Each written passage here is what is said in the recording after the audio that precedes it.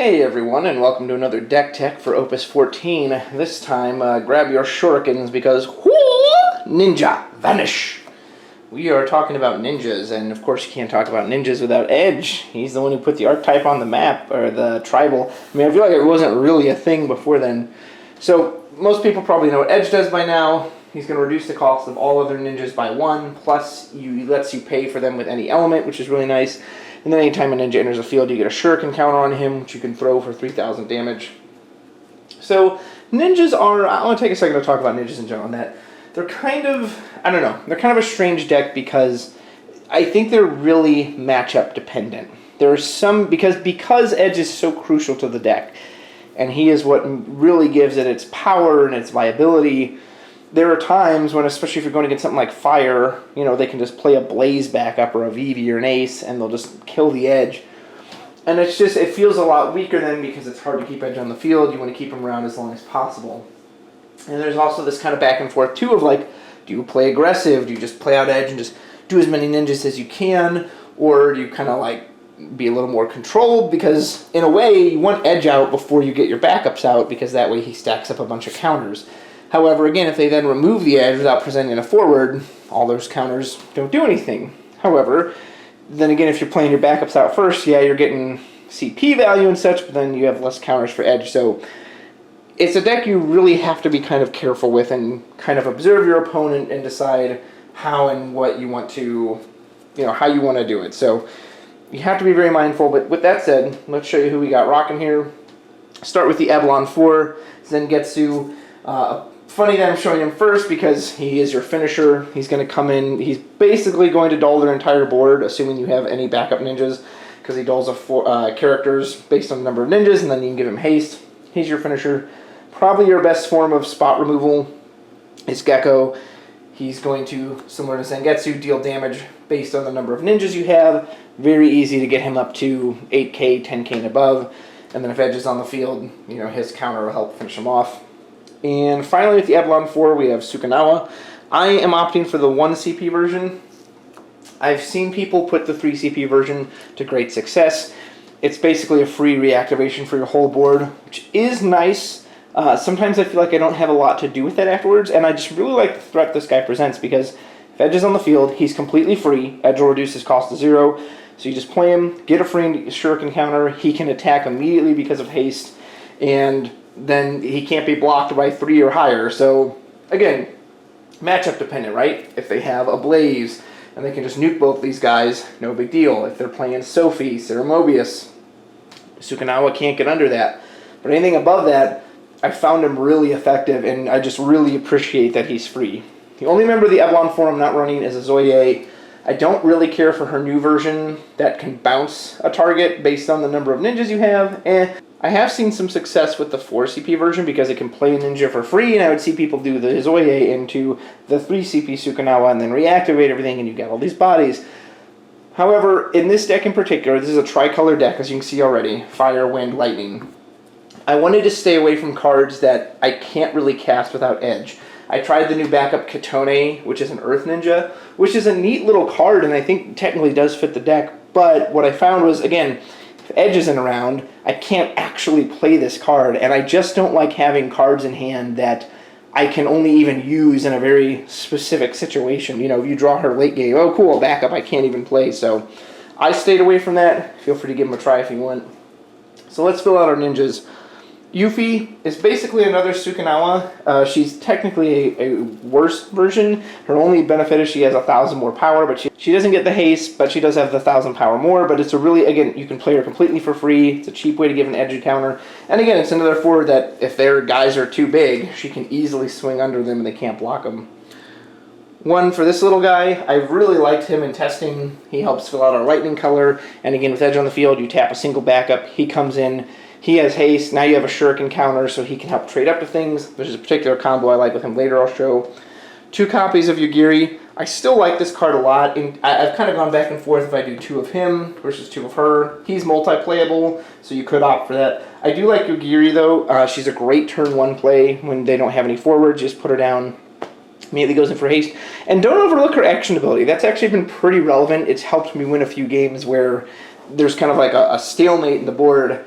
and she can swing in, and whoever blocks her, they're going to take her out. So she, in a way, almost has a little bit of a chip damage she can do as well. So let's get some new faces in here. Gesho, I like this card a lot. It's multi-element, so we can discard it for either lightning or fire CP. He will be 1 cheaper with Edge. Edge is only going to make him cost 4, which is great. And then just being able to remove the biggest threat in their hand is huge. I remember I was playing against Earth-Wind deck, and I started, I think I was like Edge, Sukunawa, went in, and they were like, okay, this guy's going to aggressively ninja me, so they played a Star Sybil backup, went and fetched Shantoto. Turn 2, I just dropped Gesho, took Shantoto, and whoop, right into the remove from game. And I think that's the part that's really easy to overlook. I know people think this guy costs a lot, but removing the card from game is huge. Because if I just put that into the break zone, they can get it back with Luminous Puma, or, not a Jito, a Pururu. But once it's removed from game, it's done. You've just completely removed that threat. So I like Gesho a lot. And him having a big body is kind of relevant, because again, this is a deck full of small bodies. So him having a big body means that with a Shuriken, he can trade up to 11Ks and more, so that's really relevant. 1 copy of Janai. I used to play more of this guy. I've kind of come back down on him because he's really only good for a certain situation, but he's still absolutely worth having at least one of. I actually had the game the other day where he saved me from dying because I hit Mana, the backup searcher, on an EX burst, and it was a turn where they were just going to swing out and kill me. But because I was able to go fetch the Janai, now I could do a back attack in, Shuriken, block, etc. He's great with Edge. He'll come in, give Edge a Shuriken. He can ping for 4, Edge can ping for 3, then he first strikes for another 4, so you can take out an 11K, which is great. Now I'm going to show some of the backup ninjas. For the most part, these effects aren't really relevant. They're just there for CP colors and cheap ways to get Edge down, give him some counters. On occasion, probably the thing I'll use this one for the most is to break an Althea. That's probably the backup I want to get rid of the most. Or something like a Minwu could be relevant if you see one. This one's just standard. This one you could maybe use the can't block later in the game, but for the most part, they're just there to help them out. 3 copies of Mana. Definitely a card you're happy to see turn 1. Some people will do the turn 1 play of play Edge, and then pitch 2 for Mana. Now you can go search out Sukunawa, play it, swing in right away, search out something else to help you. Maybe you want to get Gesho as protection. These next 2 are the offensive backups you want to use very carefully. And one is this ninja. He's going to do 5,000 damage to a damage forward when he enters the field. Just be aware that they have to already have damage on him when he enters, because some people I've seen will try to, they'll have Edge out, they'll put him down to get a counter on Edge, throw the counter, and then try to hit it for the 5. It doesn't work that way. They have to have the damage on them before he enters. So it's easiest if you already have a Shuriken counter, you throw something, hits it for 3, then you put him down, boom, it's going to hit him for 5. And then the next one is this beautiful special ninja, which gives choose a forward, it gains when this forward attacks, choose a forward, deal 5,000 damage at the end of the turn. He is fantastic in combination with Sukunawa, Ninja, and Yugiri. In particular, I remember I had a turn that I had Edge out and I had 2 Ninja backups. And so I put out this guy for 1, so I doled 1, put him out, and then I doled the second one, put him out, and then gave him this ability. So he's a 3K, and then Edge got 2 counters off of that. So Edge has 2 Shuriken counters. He's doing 5K on attack. And they had a board of a couple decent blockers, but swing this ninja in, boom, hit one for 5, then had Edge kill off the other one with the other 2 Shuriken counters, and then they could block him, but they would lose their big 8K because of it. So yeah, really fun little combos. Those are all the ninjas. Going to show you some non-ninjas now. Hooded Man, one of the best cards you can have in this deck. He's an EX burst. He gets your Edge out of the break zone. That's always what you want your primary target to be, unless you can Zangetsu for game or something. But he'll get back the Eblon 4 as well, so he'll get back any of these guys, as well as the big villain, Golbez. Golbez is just a 1 of here. He'll pick out any of the 2 targets again. He fetches our Edge. He can fetch any of these backups. Edge is kind of the main one, so if you don't have Edge, it's really whatever backup you think could be helpful. Maybe one of these 2 will find you. And then 2 copies of Eldori Emperor. He's in our color scheme, which we like, and a damage 5. He's very brutal. Unfortunately, he doesn't give an Edge counter, but if Edge has a counter, he can come in, hit something for 7 or 8, and then Edge can finish it off with Shuriken, so he's been really good in testing. 2 copies of Cater. All these multi-elements are nice because, again, they fit into our 3-color pie. Cater is really nice. She can, again, activate your backups. Usually I use her for the ping. I'll have her come in, do however much damage, and then, again, I'll have Edge finish something off. But the backups are there if you want them.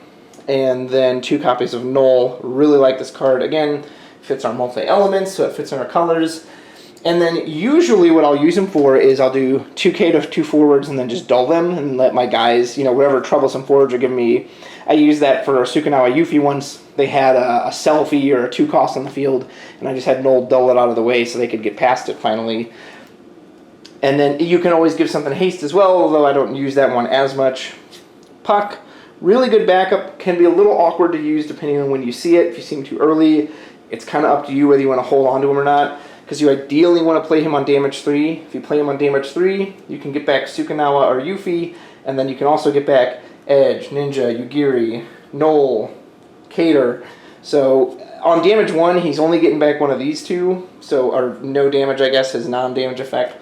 So you really want to try to wait for that if you can, but sometimes that's just not possible. And then the only summon we're running in this deck is 3 copies of Phoenix. I purposely just put out a bunch of 2 costs because that's what Phoenix is going to target. So Phoenix can get back Cater, Edge, this Ninja, Yugiri, Null, and it will also do 2k to the board, which is relevant. I had a turn where I cast the Phoenix, I brought back the Edge, and now the Edge was on the field. I only had 1 backup left to tap, but it was just enough, and I played this Ninja. Well, guess what? They've already got 2k on them. This Ninja comes in, shot them to 7, gave Edge the counter, and I think they were 9k, and that Edge threw the counter to finish them off.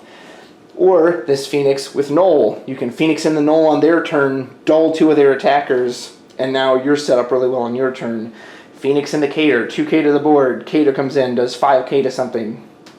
Really, really great summon. Really gives the deck a lot of life and flavor. Zemus, very similar to Puck. On damage 3, he's going to get you 2 cards back. Again, but even without damage 3, he's a little better just because if you have an early Edge that gets killed or one other key piece, you can pull it back in immediately, which is really nice. And last but not least, 1 copy of Unsaganashi. You have to protect the Edge, so just having a monster that can do that. If you happen to get to damage 5, protecting your whole board is awesome, but he's there to help protect Edge. So that's my version of ninjas. Again, there's a lot of different ways to run this deck. I've seen 2-color versions, like just Wind Lightning or just Fire Wind, and they are more consistent, which I like. There are times, as consistent as I feel I've gotten this, there are still times you'll get kind of a bad hand, you'll get a bricky hand. I'll get hands where it's like, I've got a Fire Ninja, a Lightning Ninja, and a Wind Ninja, and it's like, well, I can't even pitch any of these for anything. So you will kind of run into that. But again, the key thing with ninjas is really kind of analyzing your matchup and deciding how you want to play it. Because some matches, aggressive ninjas, Edge Sukanawa immediately, will really punish your opponent. Other matches, they're just going to counter that immediately. Something for a few tech options. One thing you may want to consider is Kuchaspel. Because if someone puts down Filia, is probably the biggest example. I've had people Filia my board, wipe out all the ninjas, and then you can't even hit them with the shuriken counters. However, the reason I ultimately didn't go with that is because even though that is a problem, I find that I can generate more bodies to the point that, 1, I've got guys that can swing under it, or 2, they can't ever attack with that Filia because they know I'm just going to go right over the top of them. You have ways to dull, and so you know, I've broken it out right before with Yugiri. But if you do want to like guarantee that nothing's going to shut off your shurikens, a Rosa, a Leviathan summon, you know, Minwu backup, feel free to throw Kuchaspel in there. So that's my version of ninjas. Let me know what you think. Hope you enjoy it, and we will see you later. I need like a smoke bomb.